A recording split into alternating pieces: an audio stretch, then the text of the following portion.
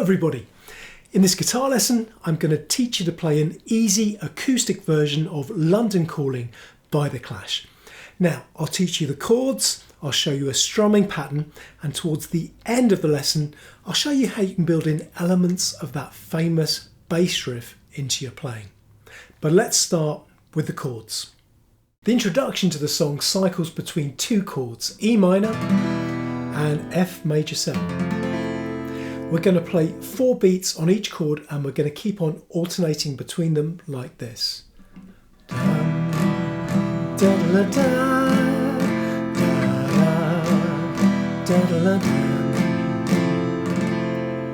Now, when you get to that F major 7, it's really exactly like an F major chord, except the top E string is open. Now I play it like this, wrapping my thumb around to fret the 6th string at the 1st fret. But if you find that difficult, an alternative is just to fret the chord like this and play from the 4th string down. That will also work. Okay, let's go on to the verse next. So the verse of the song just has one extra chord. As well as E minor and F major 7, it also has a G major, which you can fret like this, or if you prefer like this, or even like this, it's up to you. Now, what you're going to do is play 4 beats on the E minor, that's 1 bar, then 4 beats on the F major 7, that's also a bar, and then 8 beats, that's 2 bars on the G major.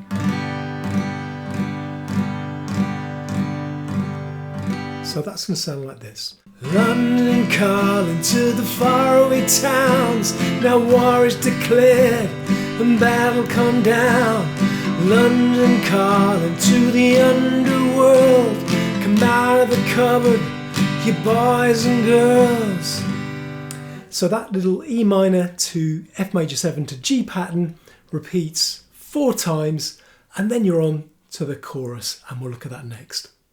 The chorus starts by cycling through 4 beats, that's a bar on E minor, and 4 beats, or a bar in other words, on G major, like this. The ice age is coming, the sun's zooming in, we repeat that. Meltdown expected, wheat's growing thin, and we repeat it again.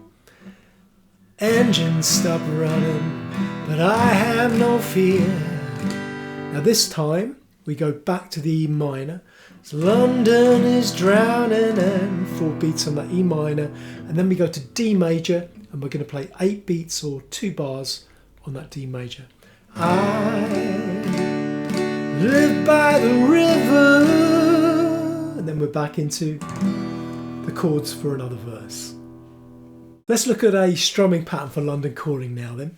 So I'd suggest that for the intro you can keep things really simple, as the Clash do, and just play downstrokes on every beat like this. I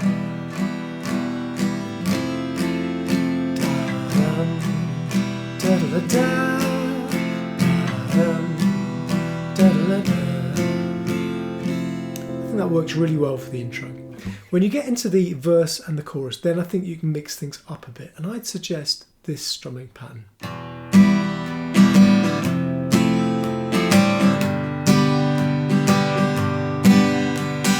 London calling to the faraway towns, war has begun and battle come down. Now, that strumming pattern is down, down, down, up,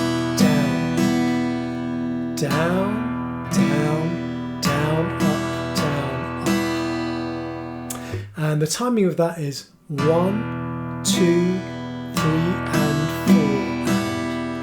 1, 2, 3, and 4. And I've got 3 tips for you to help you play the strumming pattern. Now, the first one is to aim for a light touch, and it might help you to hold your pick fairly lightly in your hands and try and kind of caress the strings as opposed to attacking them. So aim for this kind of feel.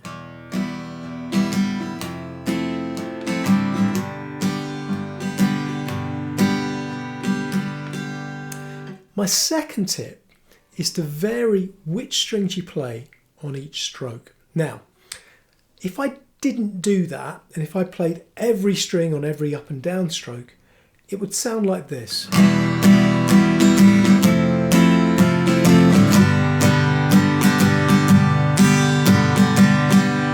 Not terrible, but if you vary the strings, it can sound much nicer. So try on the first downstroke, try mainly to get the bass strings 6, 5 and a bit of 4. On the second downstroke, aim for the treble strings 3, 2, 1. On the third downstroke, go back to the bass strings, and then on the up, down, up, go for the treble strings. Now, if you're going for the bass strings and you get 1 or 2 of the treble strings or vice versa, it doesn't matter too much. It's the general feel that you want, but it'll give you this sound.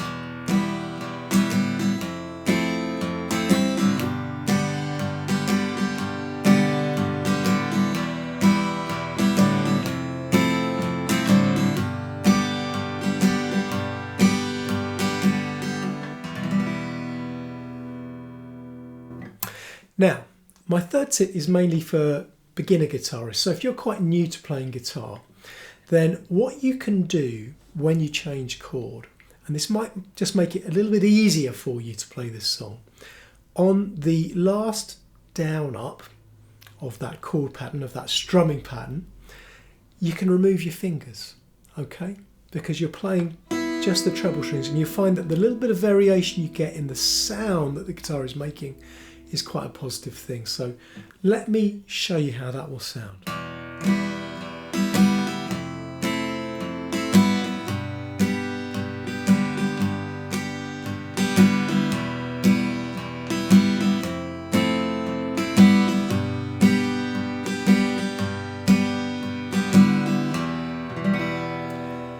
Now that little trick won't necessarily work on every song, but on this one I think it sounds just fine. So bearing those hints and tips in mind, let's practice the strumming pattern together. Now we'll use the verse chord sequence. So that will mean that we'll do one strumming pattern on E minor, then one strumming pattern on F major 7, and then 2 strumming patterns on G major. And we'll cycle through that sequence twice. I'll give you a count of 4, and then we'll come in together, starting with the E minor. 1, 2, 3, 4.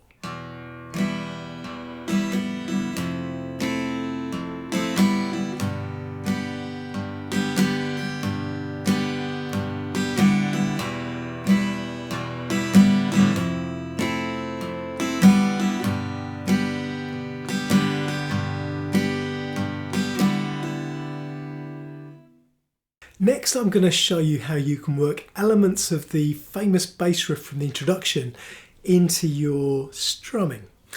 But just before I do that, let me say, if you've been enjoying this video, please do hit the like button, and if you haven't already subscribed to the channel, please do subscribe so that you'll be notified about all of the future videos that I release. So on the introduction, when you're cycling through the E minor chord and the F major 7 chord, there's a really famous bass riff that I'm sure you'll recognise. It goes like this.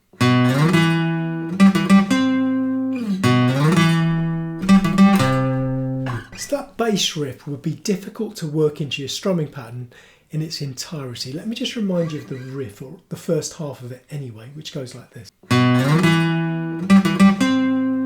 Now the bit we can work in though is that part. Now the notes there are G, E, G, G, E, G. And we can put those onto the 6th string, a little bit lower, but like this. Now let me show you how we're going to work that into our strumming. On our E minor chord, instead of 4 downstrokes, we're only going to do 3 downstrokes. And then where the 4th downstroke would go, we're going to play that G, so that's 6th string 3rd fret. You can fret it with your ring finger. So just play that 6th string, pull your ring finger off to give the 6th string open, that's the note of E, and then hammer it back on to give the note of G again. So we have 3 downstrokes on the E minor, followed by the pull off and hammer on. Then we go to the F major 7 and just play our normal 4 downstrokes. And we keep on cycling through those 2 chords in that fashion. So it'll sound a bit like this.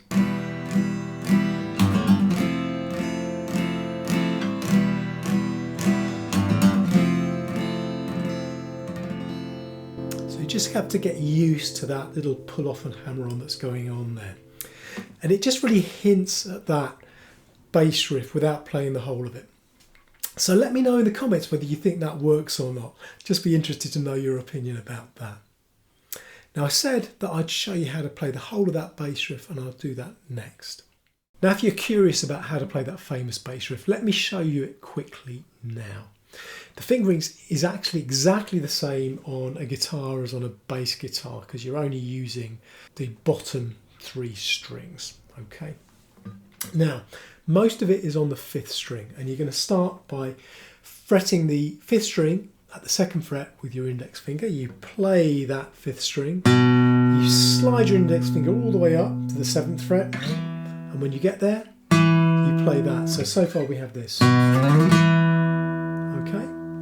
Next you're going to put your little finger onto the 10th fret, still on the 5th string, play that, go back to your index finger on the 7th fret, 5th string still, play that, back to the 10th fret, 5th string, play that. So far we have this.